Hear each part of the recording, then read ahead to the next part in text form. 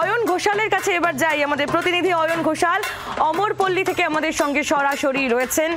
অয়ন, অমরপল্লীর পুজো মণ্ডপে কি ছবি দেখছো? সেখানকার থিম, সেখানকার মণ্ডপ, আবহ এবং দর্শনার্থীরা কি বলছে তোমার কাছ থেকে একটু জানতে চাইবো।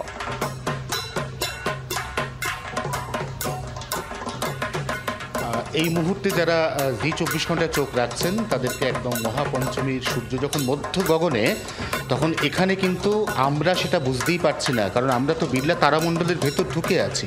আসলে এই মুহূর্তে আমার ক্যামেরা বন্ধু তরুণ তোমাকে বিড়লা তারামণ্ডলের ভেতরের ছবি দেখাচ্ছে।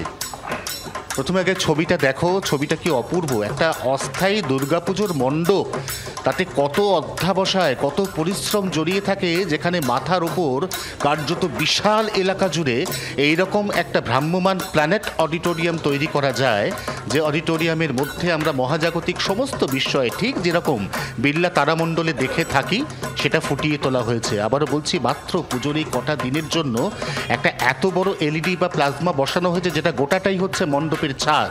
তবে হ্যাঁ, অমরপল্লী এটা বিশ্বাস করে যে মণ্ডপের থিমের মধ্যে যতই কারুকার্য, যতই জাঁকজমক থাকুক না কেন, মায়ের মূর্তি সাবেকি বা সনাতনী না হলে তাদের কিন্তু ওই অষ্টমীর অঞ্জলিতে খুব একটা ভক্তি আসে না।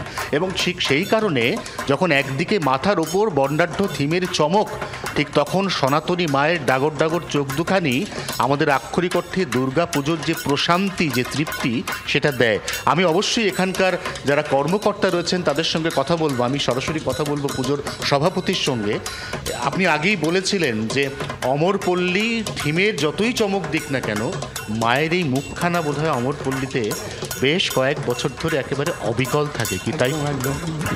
আমরা মায়ের সাবেকি রূপকে কখনো মিস করতে চাই না। আমরা মনে করি মায়ের ওই চিন্ময়ী রূপ, এটাই আমাদের জাগরণ দেবে, এটাই আমাদের এগিয়ে নিতে সাহায্য করবে।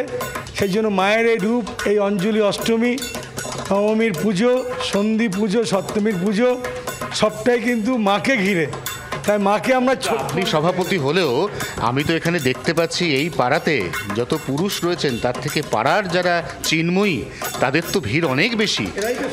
এরাই সব না, এরাই হচ্ছে আমার অমরপল্লীর মা দুর্গা, এরাই সব হচ্ছে আমাদের অমরপল্লীর মা দুর্গা।